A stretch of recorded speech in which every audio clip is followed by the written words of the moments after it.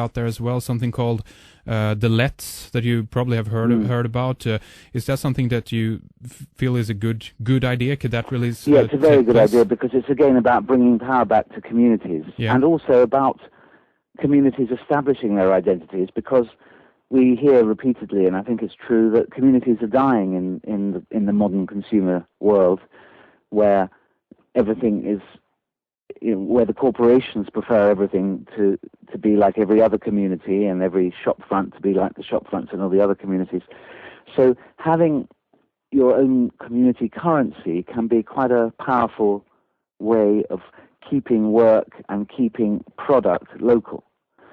And I've looked at lots of different examples of it, and it does have to be quite local, because it's about trust, in the same way that you accept pound notes or euros because you trust they're going to be worth the same tomorrow.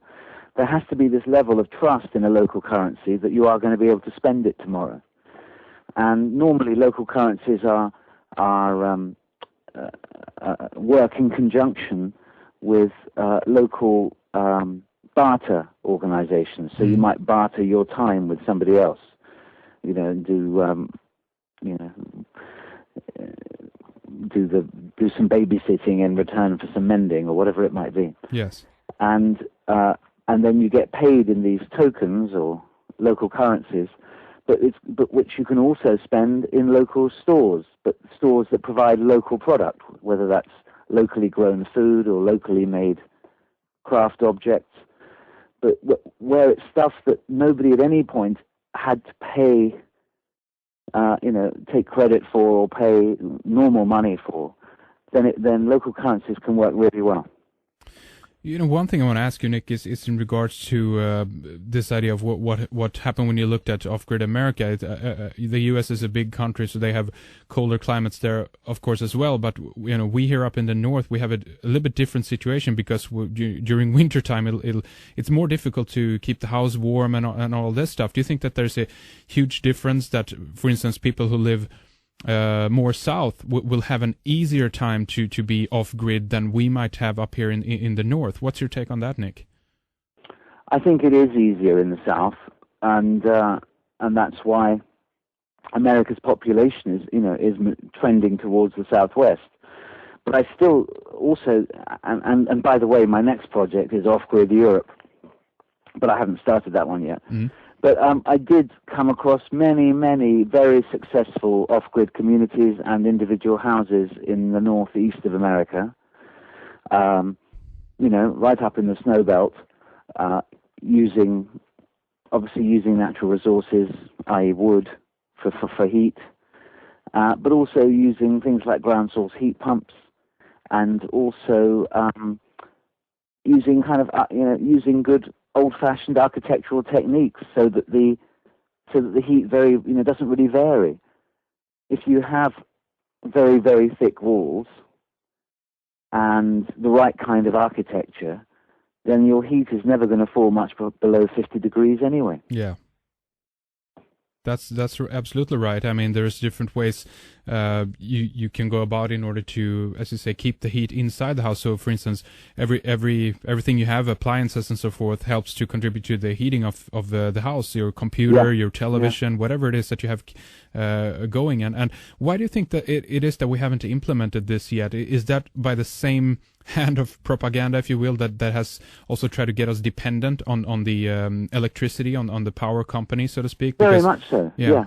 In other words, housing design and heating design was very much developed in the era of ultra cheap energy. Where the West, America and Western Europe were the kind of main consumers of energy by a very, very long, long way. So we were really able to just take it at far less than it was worth from the rest of the world, and it didn't really matter how wasteful we were. But what's changed now is not so much peak oil that people talk about. It's simply that the rate at which we're extracting it from the earth is no longer keeping up with demand from the newly emerging countries of China and India. That's right. And that is the reason why energy prices are going up, and that is the reason why these old technologies are suddenly in vogue again. because it's just simply a question of ancient wisdom from the days before it was possible to extract oil from the ground. But these days we can combine that ancient wisdom with new technology in the form of for example, solar panels, or in the form of wireless internet, so that if you think back to the days of the Back to the Land movement in the 70s, that seemed pretty crude and unacceptable for most people. You had to really intensely believe that society was a bad place to want to go back to the land in those, and a lot of people did it, and and that generation's still living very successfully. But they've now been supplemented by a lot of new technology that has meant that their lifestyle is very similar to the mainstream. If we continue on the thread of technology, there is this idea out there as well that certain technologies are actually being withheld from us. We can talk about that in terms of patents that have been bought, and there's certain things out there that would hugely benefit not only energy production but other things as well, but we actually are not getting access to them right now because big companies and what have you have actually bought these patents, so they don't come onto the market. Are you guys over at Off Grid looking into this kind of material as well? I can't say that's one that we've specifically looked at, except possibly the companies like General Electric and the early days of power, and General Electric own most of the patents for most of things like light bulbs, and of course there could be far more efficient light bulbs than there are. But that's not something we particularly looked at, no. Oh. So what about talk a little bit more about your book, Nick, Off Grid, and some other material that you provide over at the website. Where would you suggest people to go if they're just coming into this and they want to just find out what they can do in their own local area to at least begin to look at some of these ideas? Where do you suggest people to go? Yeah, well, wherever you are, do come to the Off Grid website, and in fact, in a couple of weeks only, we're going to be launching a new piece of software that will be very efficient at putting people together with other people who want to go off-grid or are interested in looking at that possibility. So I'm sorry that's not quite ready yet, but for the moment, you can come to the website, you can put an ad in the classified section or on one of the forums to say who you are and where you are and what kind of off-grid life you're thinking about, and ask other people in your local area to get in touch with you. And our biggest audience is America, then Britain, and other English-speaking countries. But please do get in touch from Scandinavia or Germany or Spain or France as well. And I think the site is in Spanish and German as well.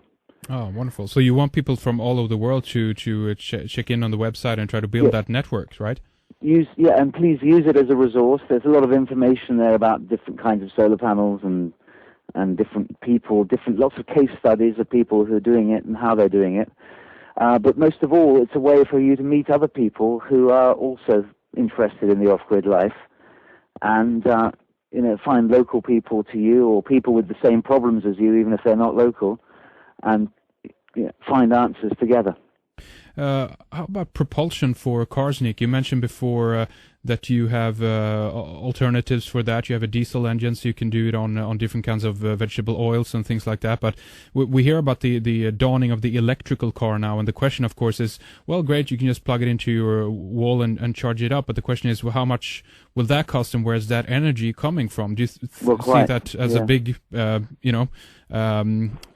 threat as well, or what's your take on that? Yeah, I mean, there is talk that the electric car, electric vehicles rather, will double the demand for electricity in Western countries over the next 10 or 15 years. So as well as the decline in generating capacity as a result of our outdated generators, there's also going to be an increase in demand. And of course, the answer is very simple.